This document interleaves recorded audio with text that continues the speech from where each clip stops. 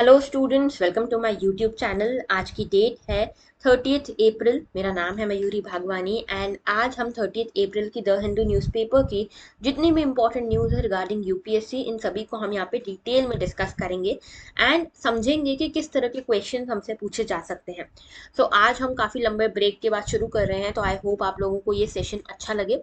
इसका फीडबैक मुझे ज़रूर देना।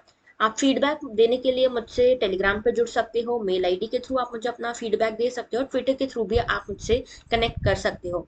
इसके अलावा ये जो हमारा टेलीग्राम चैनल है, यहीं पे आपको इस लेक्चर की पीडीएफ मिलेगी। ठीक है, तो आप मयूरी भागवानी सर्च करोगे टेलीग्राम पे, आपको मिल जाएगा। यहाँ पे आपको इस लेक्चर की पीडीएफ भी मिल जाएगी। आगे बात करते हैं। तो सिर्फ 36 डेज बचे हैं हमारी यूपीएससी प्रीलिम्स में।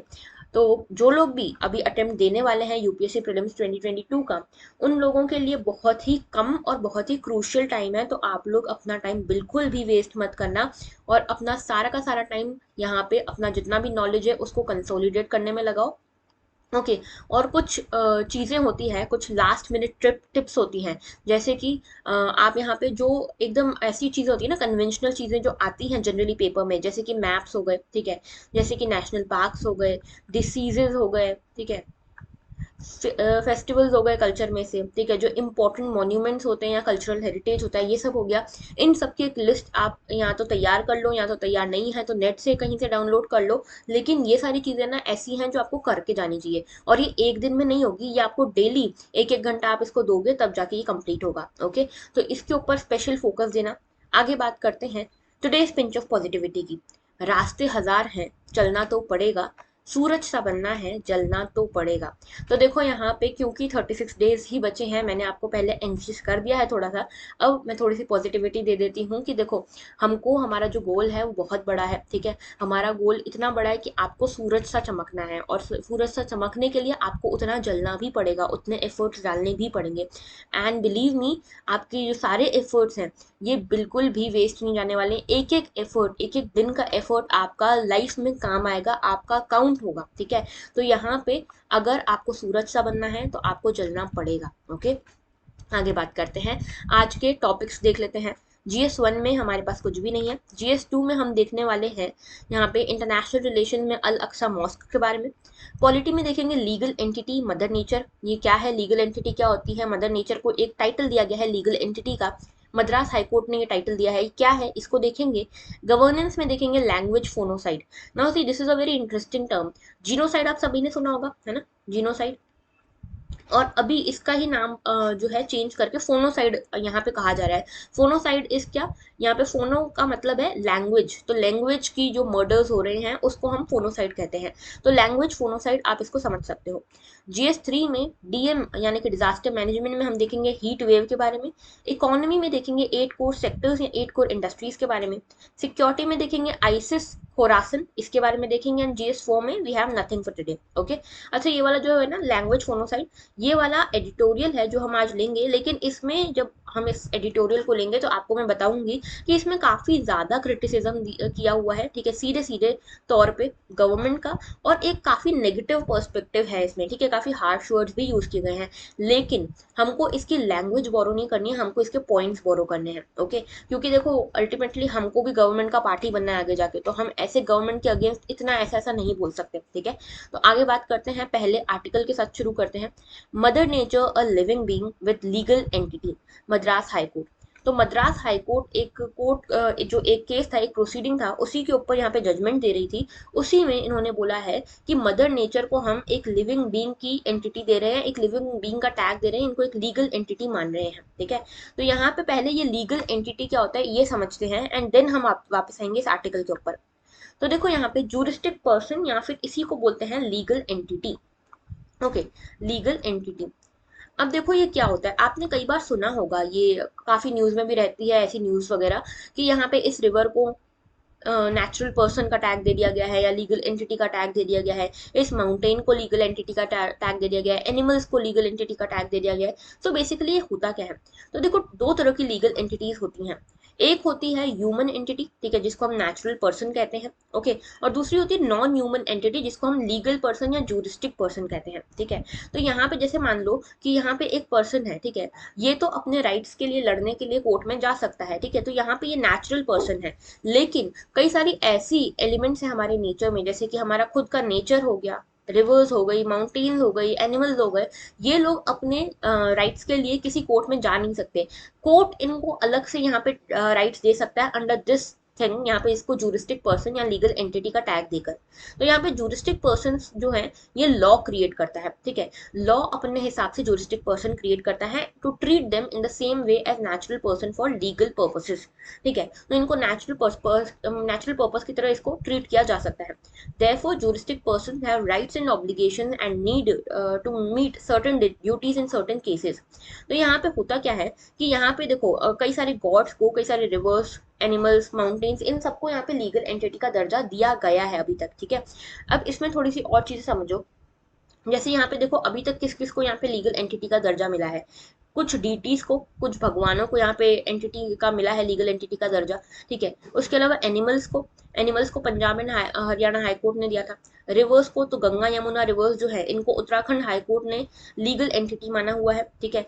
यहाँ पे इसके अलावा वांगानुई रिवर, ठीक है, ये कहाँ की है, यहाँ ये जो है माओरी कम्युनिटी जो है न्यूजीलैंड की, ये इसको पूजती है। तो न्यूजीलैंड की जो कोर्ट है उन्होंने यहाँ पे वांगानुई रिवर जो है इसको यहाँ पे लीगल एंटिटी का दर्जा दिया हुआ है। कॉर्पोरेशंस की बात करें तो यहाँ पे सुप्रीम कोर्ट ने बोला था कि यहाँ पे जो कॉर्पोरेशन है वो भी लीगल एंटिटी की तरह ट्रीट की जा सकती हैं, ओके। माउंटेन्स की बात करें तो एक माउंटेन है तारानाकी न्यूजीलैंड में, इसको भी लीगल स्टेटस मिला है वहाँ पे न्यूजीलैंड के जुरिस्डिक्शन में, ओके। तो अब देखो वापस आते हैं न्यूज के ऊपर। यहाँ पे कहा गया है कि जो मदर नेचर है इनको एक लिविंग बीइंग की तरह ट्रीट किया जाएगा, इनको एक लीगल पर्सन का स्टेटस यहाँ पे दे रही है मद्रास हाई कोर्ट। अब इसके हिसाब से क्या होगा कि जो मदर नेचर है, ठीक है, मदर नेचर को भी यहाँ पे वो सारे राइट्स, ड्यूटीज, ऑब्लिगेशंस, लाइबिलिटीज मिलेंगे जो कि एक नेचुरल पर्सन को, मुझे और आपको जैसे मिलते हैं ना, वैसे ही यहाँ पे नेचुरल पर्सन को जैसे सारी चीजें, सारे प्रिविलेजेस, सारी ड्यूटीज वगैरह मिलती है, वैसे ही मदर नेचर को भी मिलेगी, ओके। सो बेसिकली ये किया क्यों गया है, तो देखो यहाँ पे क्या हो रहा है कि यहाँ पे जो नेचर है उसका काफी एक्सप्लॉइटेशन हो रहा है, ठीक है। यहाँ पे नेचर को बहुत ज्यादा इस हद तक यहाँ पे एक्सप्लॉइट कर रहे हैं हम कि यहाँ पे हम किसी के राइट टू लाइफ को भी नहीं छोड़ रहे, ठीक है। यहाँ यानी कि जैसे हम डिफॉरेस्टेशन करते हैं तो फॉरेस्ट का राइट टू लाइफ हम मान रहे हैं क्या, नहीं मान रहे हैं, ठीक है। तो यहाँ पे ये क्लाइमेट चेंज जैसी चीजें हो रही है, जो डिस्ट्रक्शन हो रहा है इनडिस्क्रिमिनेट नेचर का, इन सभी को रोकने के लिए कोर्ट ने कुछ यहाँ पे इनको पार्लियामेंट्री नहीं, जुरिस्डिक्शनल प्रिविलेजेस इनको देने की कोशिश करी है मदर नेचर को, ठीक है। तो यहाँ पे ये कहा गया है कि यहाँ पे कोई भी जो ह्यूमन राइट मिलता है जनरली नेचुरल पर्सन को, वही सेम ह्यूमन राइट्स इनको भी मिलेंगे, ठीक है। तो ये सारी चीज यहाँ पे कही गई है। आगे बात करते हैं, तो याद रखना जूरिस्टिक पर्सन क्या होता है या लीगल पर्सन क्या होता है, ओके। आगे बात करते हैं। Core sector growth dips to 4.3% in March. तो देखो यहाँ पे क्या हुआ है, कोर सेक्टर जो हमारे 8 कोर सेक्टर्स हैं, इन 8 कोर सेक्टर्स में थोड़ा सा डिप देखा गया है ग्रोथ में। मतलब पिछले महीने फरवरी की बात कर रहे हैं, फरवरी में 6% ग्रोथ देखी गई थी इन 8 सेक्टर्स में, लेकिन अभी 4.3% की ग्रोथ यहाँ पे देखने को मिली है। तो यहाँ पे जो ग्रोथ रेट है वो कम हुआ है, ग्रोथ अभी भी हो रही है लेकिन ग्रोथ रेट कम हुआ है, ठीक है। तो 8 कोर सेक्टर्स कौन से हैं, देखो 8 कोर सेक्टर्स में यहाँ पे कौन कौन से सेक्टर आते हैं। सबसे पहले देखो रिफाइनरी प्रोडक्ट्स आते हैं, electricity, steel, coal, crude oil, natural gas and cement and then fertilisers. ये जो है ना ये दिया गया है वेटेज के फॉर्म में कि वेटेज सबसे ज्यादा किसका है, सबसे कम किसका है। तो रिफाइनरी प्रोडक्ट्स का वेटेज सबसे ज्यादा है किसमें, इंडेक्स ऑफ इंडस्ट्रियल प्रोडक्शन में, ओके। तो यहाँ पे बेसिकली क्या है, ये एक एक करके मैं आपको समझाती हूँ। 8 कोर सेक्टर्स, नाम से समझ आ रहा है 8 ऐसे सेक्टर्स जो बहुत इंपॉर्टेंट है इकोनॉमी के लिए, कोर सेक्टर्स है इकोनॉमी के, ठीक है। अब इसी का एक ब्रॉडर टर्म है IIP, index of industrial production. तो ये इंडेक्स ऑफ इंडस्ट्रियल प्रोडक्शन क्या है, ये टोटल प्रोडक्शन हमारे देश में इंडस्ट्रियल प्रोडक्शन कितना हो रहा है इसको मेजर करने का एक इंडेक्स है, ठीक है। अब इसी में कई सारे सेक्टर्स आएंगे इंडस्ट्रियल प्रोडक्शन में, ठीक है। इसी में थोड़े से सेक्टर्स जो है 40% जो वेटेज है वो इन 8 कोर इंडस्ट्रीज का है, ओके। तो यहाँ पे 40.27% जो वेटेज है IIP में वो इन 8 कोर इंडस्ट्रीज का है, 8 कोर सेक्टर्स का है, और ये इस तरह से यहाँ पे वेटेज है, ओके। तो देखो यहाँ पे कौन कौन से सेक्टर्स हैं। कोल है, कोल का है 10%, 10.33। क्रूड ऑयल है, नेचुरल गैस है, रिफाइनरी का सबसे ज्यादा यहाँ पे कंट्रीब्यूशन है IIP में, ओके। इसके अलावा स्टील है, सीमेंट है, फर्टिलाइजर है एंड इलेक्ट्रिसिटी। तो ये याद रखना कि सबसे ज्यादा किसका है, रिफाइनरी का है, ठीक है, और सबसे कम है फर्टिलाइजर्स का, ठीक है। आगे बात करते हैं। तो देखो इंडेक्स ऑफ इंडस्ट्रियल प्रोडक्शन जिसकी हम बात कर रहे थे वो क्या है। आईआईपी एक इंडिकेटर है, ठीक है, इंडिकेटर है जो मेजर करता है जो हमारे देश में इंडस्ट्रियल प्रोडक्शन हो रहा है उसके वॉल्यूम में कितना चेंज आ रहा है, ठीक है। तो changes in the volume of production of industrial products during a given period. तो यहाँ पे इस चीज को यहाँ पे इंडिकेट करता है आईआईपी, ओके। तो ये कंपाइल एंड पब्लिश किया जाता है मंथली बेसिस पे। कौन करता है इसको compile and publish, central statistic organisation, ministry of statistics and programme implementation. तो मॉस्पी, मॉस्पी यहाँ पे मिनिस्ट्री है एंड इसका ही सीएसओ जो है वो यहाँ पे आईआईपी को पब्लिश करता है, कब कब, हर महीने, ठीक है। बेस ईयर है इसका 2011-12। सी this is a very important slide, okay, इसमें प्रीलिम्स में सीधा क्वेश्चन पूछा जा सकता है। और उसके अलावा ये जो डाटा है ना आईआईपी का, ये कौन यूज करता है, ये आरबीआई हो गया, मिनिस्ट्री ऑफ फाइनेंस हो गया, ये सब यूज करते हैं पॉलिसी मेकिंग के लिए। जैसे कि मान लो कोई इंडस्ट्री अभी अच्छा कर रही है, 8 कोर इंडस्ट्रीज अच्छा कर रही हैं, तो उनको और आगे बढ़ाने के लिए अभी देखा गया कि ग्रोथ थोड़ी सी डिप हुई है, तो किस तरह से इनको और एनकरेज किया जा सकता है। तो पॉलिसी मेकिंग में ये आईआईपी काफी काम आता है, ओके। आगे बात करते हैं। तो देखो यहाँ पे नेक्स्ट हमारा आर्टिकल है heat waves linked to man made climate change. तो सबसे पहले देखो हीट वेव, हीट वेव क्या होता है आप सभी अभी फेस कर ही रहे होगे, एक्सपीरियंस कर रहे होगे। यहाँ पे इंडिया में स्पेशली नॉर्थ इंडिया में आपको देखने को मिलती है हीट वेव्स, ठीक है, during the months of summers, okay. तो यहाँ पे क्या हुआ है कि हीट वेव्स जो बढ़ती जा रही है हमारे देश में, ये कहा जा रहा है कि क्लाइमेट चेंज का ही नतीजा है, मैन मेड क्लाइमेट चेंज का। अभी देखो आईपीसीसी की भी रिपोर्ट्स आई थी, है ना, हमने डिस्कस की थी कुछ टाइम पहले। 6th रिपोर्ट आईपीसीसी की आई थी, उसमें हमने डिस्कस किया था कि ये रिपोर्ट ने ये कहा है कि जो भी नेचुरल डिजास्टर्स हैं या डिजास्टर्स जो आने वाले हैं हमारे देश में, या फिर जो भी एक्सट्रीम इवेंट्स हैं, ठीक है, एक्सट्रीम इवेंट्स जैसे कि ये हीट वेव, ठीक है, इनकी फ्रीक्वेंसी जो है वो बहुत बढ़ जाएगी आने वाले समय में because of the climate change, ठीक है। तो ये कहा था आईपीसीसी ने। व्हाट इज आईपीसीसी हियर, ये क्या है, international panel for climate change, ठीक है। International panel for climate change एक बहुत बड़ी, बहुत रिनोन्ड ऑर्गेनाइजेशन है जो यहाँ पे असेसमेंट करती है क्लाइमेट कंडीशंस का। उन्होंने ये कहा था कि आप यहाँ पे एक्सट्रीम इवेंट्स बहुत फ्रीक्वेंटली देखने को आपको मिल सकते हैं इन द कमिंग टाइम्स। और यही चीज ये आर्टिकल भी कह रहा है कि हीट वेव्स जो है वो यहाँ पे बढ़ती जा रही हैं और इसका कारण जो है मैन मेड क्लाइमेट चेंज है, ओके। तो पहले हीट वेव की बात करते हैं। ये हीट वेव क्या है, देखो हीट वेव का मतलब होता है रिजल्ट ऑफ ट्रैप्ड एयर, ठीक है।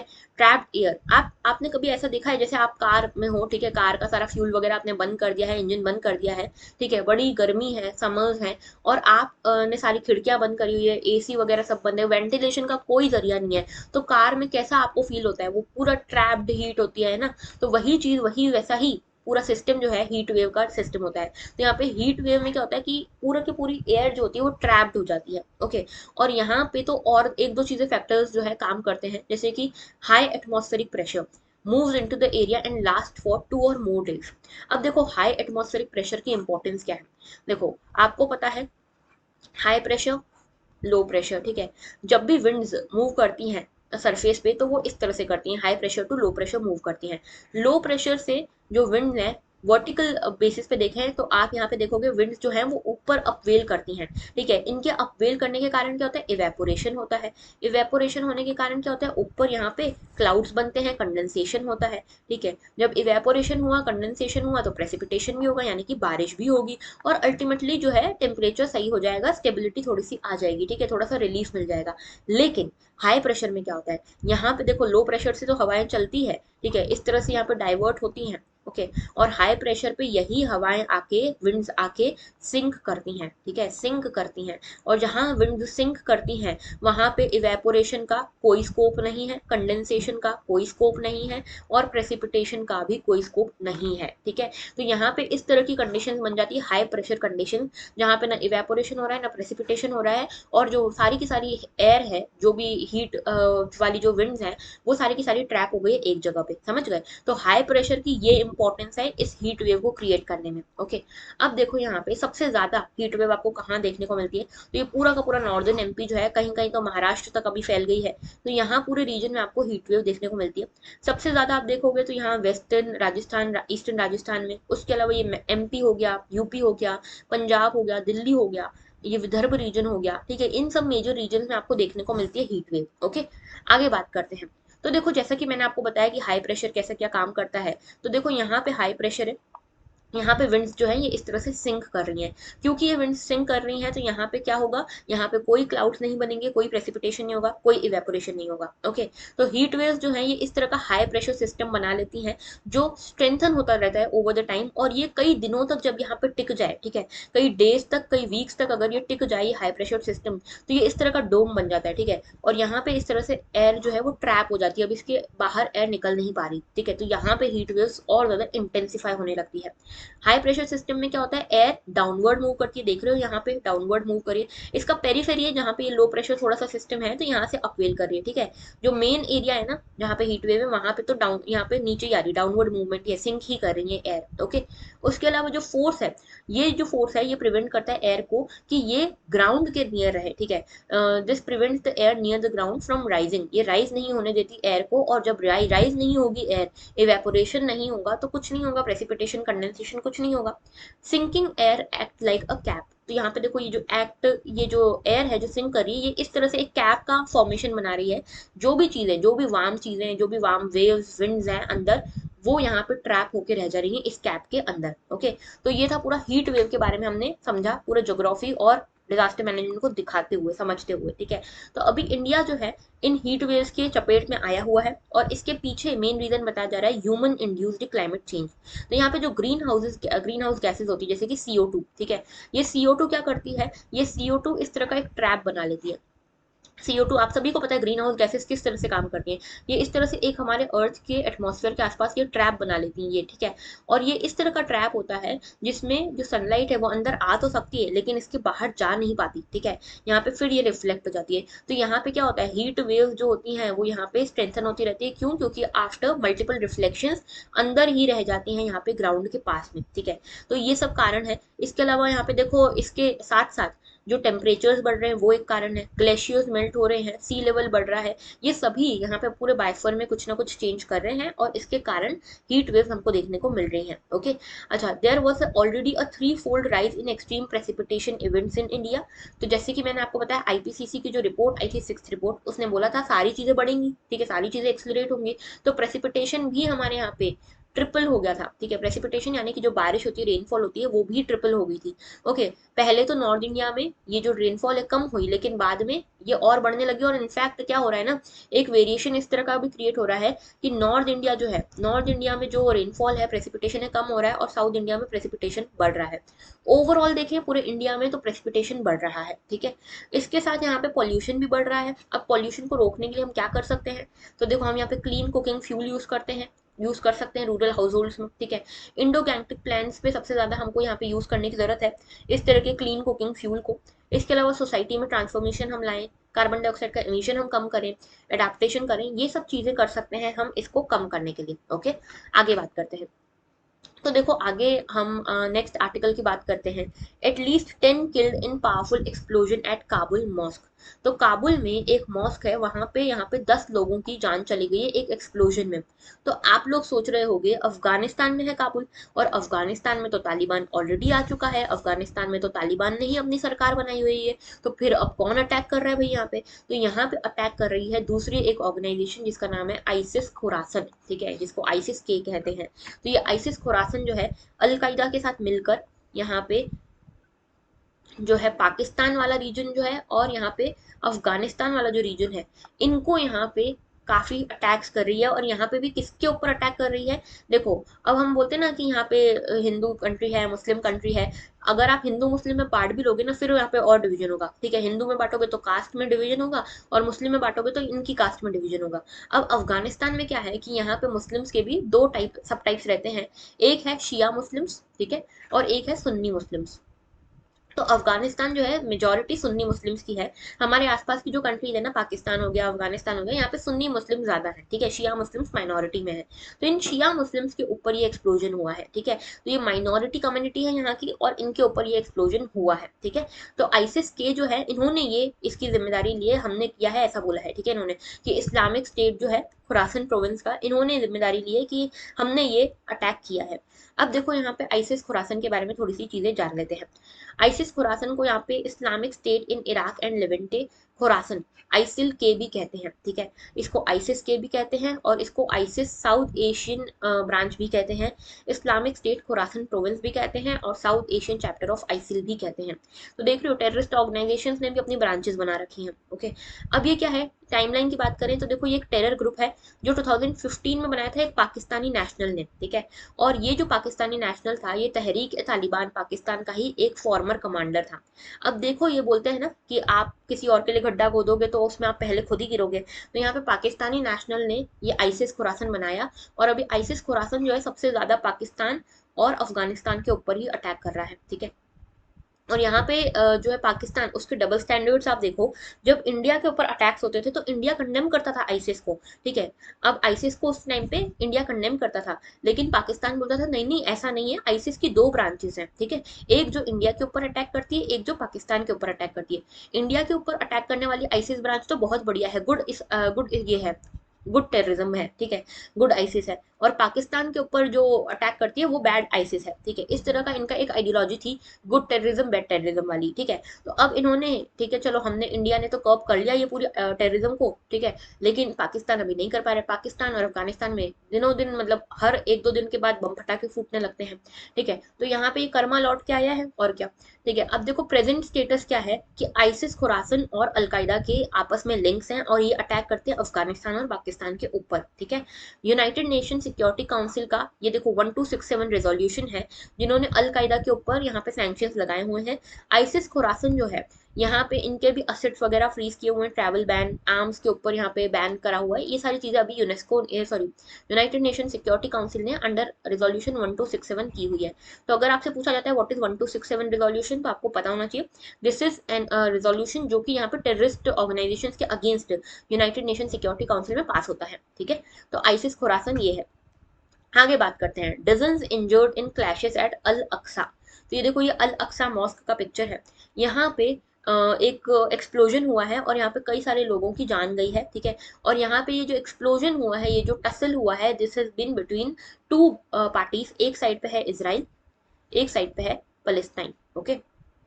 तो आप सभी को आई होप पता होगा इसराइल और पलेस्टाइन के इशू के बारे में, नहीं पता है तो मैं एक छोटा सा आपको रिव्यू ओवरव्यू दे देती हूँ। इसराइल और पलेस्टाइन के बीच में इशू क्या है, देखो अरब एरिया जो है हमारा, अरब नेशंस जो थे उसमें पहले क्या होता था, सारे इस्लामिक लोग जो थे वो रहते थे, ठीक है, जो मेजरली इस्लाम यहाँ पे मेजर डोमिनेंट रिलीजन हुआ करता था। बाद में क्या हुआ, वर्ल्ड वॉर हुई, ठीक है, वर्ल्ड वॉर के बाद कई सारे ज्यूज जो थे वो माइग्रेट करने लगे और ज्यूज ने आके यहाँ पे अरब एरिया में, यहाँ पे एक सिटी थी जिसका नाम था जेरूसलेम, यहाँ पे ये इनकी सबसे ज्यादा पायस सिटी, सबसे ज्यादा होली सिटी मानी जाती है जेरूसलेम, किसकी, ज्यूज की, ठीक है। तो यहाँ पे ज्यूज ने क्या किया, सारे के सारे ज्यूज इकट्ठे हुए जेरूसलेम के पास में और इन्होंने बोला अब हम जेरूसलेम के आसपास ही अपने लैंड को बनाएंगे, अपना अपना खुद का लैंड बनाएंगे, क्योंकि हम कितना माइग्रेट करेंगे इधर से उधर। तो ज्यूज ने क्या किया, धीरे धीरे यहाँ पे अरब एरिया में, पहले जो पलेस्टाइन हुआ करता था यहाँ पे, ठीक है, पलेस्टाइन जो था अरब नेशन था, इस्लामिक नेशन था, यहाँ पे धीरे धीरे अपना ज्यूज ने यहाँ पे डेरा जमाना शुरू किया और धीरे धीरे करके मेजोरिटी ऑफ द पलेस्टाइन वाला रीजन जो था वो ज्यूज ने अपने अंडर कर दिया और इसको बना दिया इन्होंने इसराइल, ठीक है। तो अभी जो है, अभी जो क्लैशेस होते हैं वो इसराइल और फलस्तीन के बीच में होते हैं। इसराइल जो है, अभी इसराइल को सभी कंट्रीज जो है वो मान्यता देती हैं, फलस्तीन को नहीं देती हैं, क्योंकि जो मॉडर्न बाउंड्रीज है उसके हिसाब से Israel is a country, Israel is a nation, ठीक है, जिसको इंटरनेशनल रिकॉग्निशन मिला हुआ है, फलस्तीन को नहीं मिला हुआ है, ठीक है। तो इसका एक बार मैप देखो, ये देखो ये जो है ना पूरा येलो वाला ये है इसराइल, और ये जो छोटा ये बेबी पिंक कलर में आपको दिख रहा है ये जो है ये non Israel country, non Israel area है, जिसमें कुछ एरिया पलेस्टाइन का है, ठीक है। ये देखो ये वेस्टर्न बैंक जो है ये पलेस्टाइन का है, फिर ये गाजा स्ट्रिप है, ठीक है, फिर ये गोलन हाइट्स है, गोलन हाइट्स पे सभी लोग क्लेम करते हैं, सीरिया करता है, यहाँ पे इसराइल क्लेम करता है, यहाँ पे पलेस्टाइन क्लेम करता है, या नीचे जॉर्डन है ये भी क्लेम करता है, ऊपर लेबनन है ये भी क्लेम करता है, तो ये एक इशू है, ठीक है। तो यहाँ पे इसकी लोकेशन जरूर देखना, गोलन हाइट्स यहाँ पे है सी ऑफ गलीली, ठीक है, इसको देखना और ये देखना कि किस किस के बीच में आता है, किन किन कंट्रीज के बीच में आता है, ये मुझे देख के आप लोग बताओगे in the comment section, okay, कि कहाँ पे गोलन हाइट्स जो है ये किस किस कंट्री के बीच में आता है, ओके। अब देखो यहाँ पे आपको दिख रहा होगा जेरूसलेम, ये बीचों बीच, अब ये जेरूसलेम जो है आधे से ज्यादा जेरूसलेम जो है वो इसराइल के पास है, इसराइल की टेरिटरी में आता है, मतलब इसराइल ने अपना कर लिया है, और जो थोड़ा सा बचा हुआ है वो थोड़ा पलेस्टाइन है, थोड़ा सा जॉर्डन के पास है, ठीक है। तो ये है मेन, और यहाँ पे बीच में है डेड सी, डेड सी किस किस के बीच में है, इसराइल और जॉर्डन के बीच में है, ओके। अच्छा, अब एक और चीज यहाँ पे जो नीचे दिख रहे हो, यहाँ पे ये जो है, यहाँ पे ये बनाता है क्या, गल्फ ऑफ अकाबा।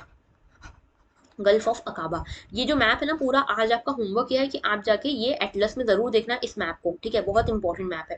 ठीक है, तो ये मैंने आपको मैप दिखा दिया कि ये मेजोरिटी, अब देखो ये पूरा मेजोरिटी वाला जो लैंड है वो इसराइल का हो गया है, बहुत छुटका मुटका बचा है जो किसका है, पैलेस्टाइन का है। अल अक्सा की बात कर लेते हैं, तो अल अक्सा के देखो क्या बात है यहाँ पे, ये है पूरा जेरूसलम, ठीक है, ईस्टर्न जेरूसलम है ये जो दिख रहा है यहाँ पे आपको, ये पूरा बॉर्डर्स में। अब यहाँ पे ही है ये वाला मॉस्क, अल अक्सा मॉस्क, ठीक है, ये बहुत इंपॉर्टेंट मॉस्क है, किसके लिए, जो इस्लामिक पीपल है यहाँ के उनके लिए, ठीक है। यहीं पे एक और टेम्पल माउंट है हरम अल शरीफ का, ये भी इस्लाम के लिए बहुत इंपॉर्टेंट है, डोम ऑफ द रॉक इसको कहा जाता है, ठीक है। उसके अलावा ये देखो, ये वेस्टर्न वॉल दिख रही है आपको, ये देखो, ये वेस्टर्न वॉल जो है ये ज्यूइश क्वार्टर है, ये ज्यू लोगों के लिए बहुत इंपॉर्टेंट वॉल है, ठीक है, रिलीजियसली देखा जाए तो इसलिए, ठीक है। और यहाँ पे ये क्रिश्चियन क्वार्टर है। तो ये जो पूरा जेरूसलम है ना, इसको आप देखोगे तो यहाँ पे क्रिश्चियन कम्युनिटी का एक क्वार्टर है, एक मुस्लिम कम्युनिटी का क्वार्टर है, और एक ज्यूइश कम्युनिटी का क्वार्टर है। इसीलिए जेरूसलम को बहुत इंपॉर्टेंट सिटी माना जाता है, क्योंकि यहाँ पे 3 कम्युनिटीज हैं जिनकी सबसे पायस जगह है, जो है सबसे ज्यादा होली जगह जो है वो इनकी यहाँ पे जेरूसलम में मिलती है हमको, ठीक है। तो अल अक्सा मॉस्क जो है ये भी जेरूसलम का मोस्ट रिकॉग्नाइज्ड मॉन्यूमेंट है, ठीक है। और ये जो साइट है पूरी अल अक्सा मॉस्क की, ये ओल्ड सिटी ऑफ जेरूसलम में आती है, जिसका मैप आप देख रहे हो, ये ओल्ड सिटी ऑफ जेरूसलम है, ठीक है। और यही सिटी क्रिश्चियंस के लिए भी काफी सैक्रेड है, ज्यूज के लिए भी सैक्रेड है, और मुस्लिम्स के लिए भी सैक्रेड है, ठीक है। तो एक ही जगह पे 3 रिलीजन साथ में आ रहे हैं, ओके। यूनेस्को ने इसको वर्ल्ड हेरिटेज साइट का भी दर्जा दिया हुआ है, ओके। अब देखो ये जो मॉस्क कॉम्प्लेक्स है, इसका जो पूरा रीजन है, इसके पीछे जो कॉन्फ्लिक्ट या टसल है, उसका रीजन ये है कि इसराइल और फलस्तीन के बीच में यहाँ पे जो युद्ध होता रहता है, बैटल्स होती रहती है, यहाँ पे इसराइल की साइड, जो इसराइल है वो जुडाइज्म को दिखाता है और फलस्तीन इस्लाम को दिखाता है, ओके। और अल अक्सा मॉस्क के आसपास जो मॉन्यूमेंट्स बने हुए हैं वो इन्हीं अलग अलग रिलीजन्स के लिए इंपॉर्टेंट है। तो अल अक्सा मॉस्क जो है one of the Islam's most revered location है। यहाँ पे एक टेम्पल माउंट भी है जो जुडाइज्म के लिए बहुत इंपॉर्टेंट है, ठीक है। तो टेम्पल माउंट जो है ये वाला, ये जुडाइज्म के लिए बहुत इंपॉर्टेंट है। अल अक्स माउंट जो मॉस्क है ये किसके लिए इंपॉर्टेंट है, इस्लाम के लिए बहुत इंपॉर्टेंट है। तो ये पूरा आर्टिकल था रिगार्डिंग अल अक्स माउंट, ओके, अल अक्स मॉस्क के बारे में था। आगे बात करते हैं, आज का लास्ट आर्टिकल है a step that would trigger language phonocide, okay. तो यहाँ पे लैंग्वेज फोनोसाइड की बात की हुई है, मैंने समझा है लैंग्वेज फोनोसाइड क्या होता है, जैसे जीनोसाइड होता है जिसमें ह्यूमंस का मर्डर होता है, ह्यूमंस की किलिंग होती है, मास किलिंग, वैसे ही फोनोसाइड में क्या होता है, लैंग्वेजेस की किलिंग आप मान सकते हो। फोनोसाइड एग्जैक्टली कोई वर्ड है नहीं, ये बना है, ठीक है, इवोल्यूशन से बना है ये। अब देखो इस आर्टिकल में क्या बताया गया है, इस आर्टिकल में ये बताया गया है कि अभी हमारे देश में ऐसा माहौल चल रहा है जिसमें हिंदी को बहुत ज्यादा प्रमोट किया जा रहा है, ठीक है। जैसे हमारे जो यूनियन होम मिनिस्टर हैं, उन्होंने भी हिंदी को प्रमोट किया, ठीक है, उन्होंने बोला लैंग्वेज ऑफ इंडिया है हिंदी, ठीक है, हिंदी जो है लैंग्वेज ऑफ इंडिया, ये सब चीजें यहाँ पे कही गई है। लेकिन आप सभी को पता होगा कोई भी ऐसी लैंग्वेज नहीं है जिसको अभी लैंग्वेज ऑफ इंडिया या नेशनल लैंग्वेज का दर्जा मिला हो, ठीक है, कॉन्स्टिट्यूशनली ऐसी कोई लैंग्वेज नहीं है। हाँ, हमारी जो गवर्नमेंट, जो चीजें होती है, गवर्नमेंट के काम होते हैं, गवर्नमेंट की सर्विसेज होती हैं, उसमें हिंदी जरूर है वन ऑफ द लैंग्वेज, लेकिन सारी पूरे देश में हिंदी लागू हो ऐसा कहीं प्रोविजन अभी नहीं है, ओके। अच्छा, दूसरी चीज ये कि हिंदी जो है किस शेड्यूल में आती है, 8th शेड्यूल में आती है। 8th शेड्यूल जो है हमारे कॉन्स्टिट्यूशन का, इसमें 22 लैंग्वेजेस के बारे में दिया हुआ है, जिसमें से हिंदी एक है, ओके।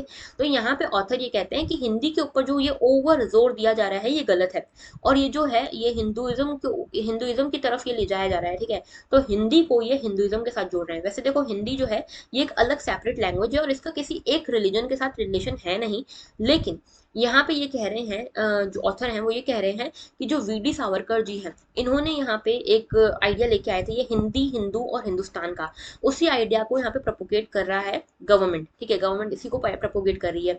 तो देखो आपको थोड़ा सा ये आइडियोलॉजीज के बारे में पता होना चाहिए, वीडी सावरकर की हिंदी, हिंदू और हिंदुस्तान के बारे में, ओके। फिर हिंदी लैंग्वेज के बारे में आपको पता होना चाहिए।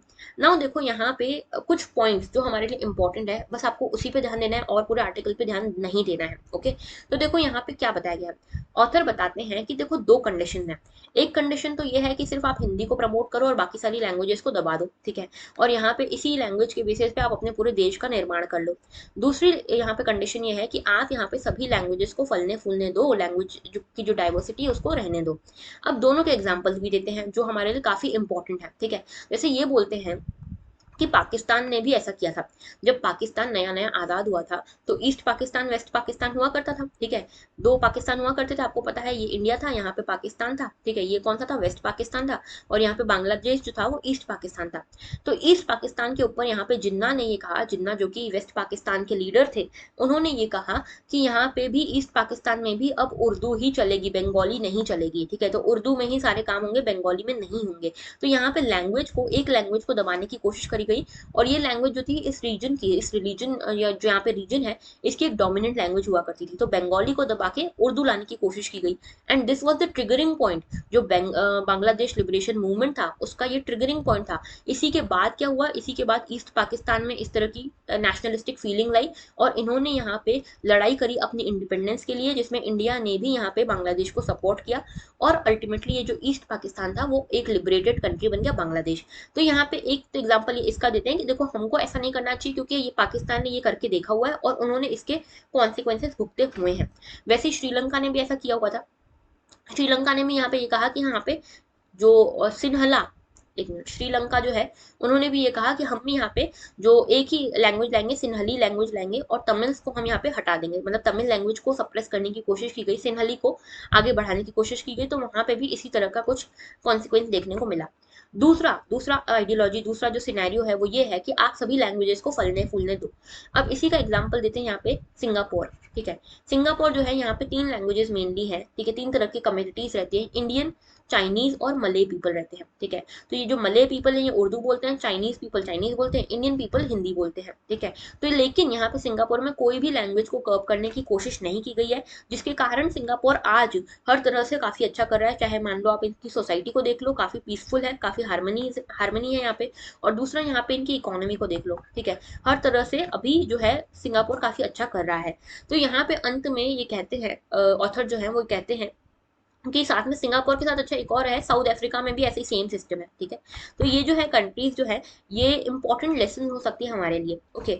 अब देखो यहाँ पे इन्होंने बोला है कि लिंगुआ फ्रेंका करके कुछ नहीं होता, ठीक है। लिंगुआ फ्रेंका यानी कि एक लैंग्वेज को आप प्रमोट करो, ऐसा कुछ नहीं होता है। यहाँ अगर आप लिंगुआ फ्रेंका को प्रमोट करते हो तो आप बाकी सारे लैंग्वेजेस को यहाँ पे उनकी किलिंग कर रहे हो, आप यहाँ पे लैंग्वेज फोनोसाइड कर रहे हो, ठीक है।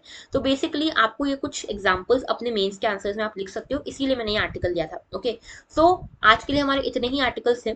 कल के लिए आपके दो क्वेश्चन हैं प्रीलिम्स के, 2018 के ये क्वेश्चन है किसके, पॉलिटी के। पहला क्वेश्चन है रूल ऑफ लॉ के बारे में, और दूसरा क्वेश्चन है हमारा यहाँ पे रेसिजुअरी पावर्स के बारे में। तो गवर्नमेंट ऑफ इंडिया एक्ट 1935 जो आया था उसके अंतर्गत रेसिजुअरी पावर्स किसको दी गई थी, ओके। तो इन दोनों का जो आंसर है, इन दोनों के जो आपके आंसर हैं उनको मैं एक्सपेक्ट कर रही हूँ in the comment section, okay. So that was all for today, thank you for watching, have a very good day. अगर आपको जो हमारा चैनल है, हमारा वीडियो है, अगर अच्छा लगा हो तो लाइक जरूर करना, कमेंट जरूर करना, जो मैंने पूछा है चीजें आपसे शेयर करना अपने फ्रेंड्स के साथ, एंड चैनल को सब्सक्राइब नहीं किया है तो कर लेना, ओके। तो that was all, thank you for watching, have a very good day.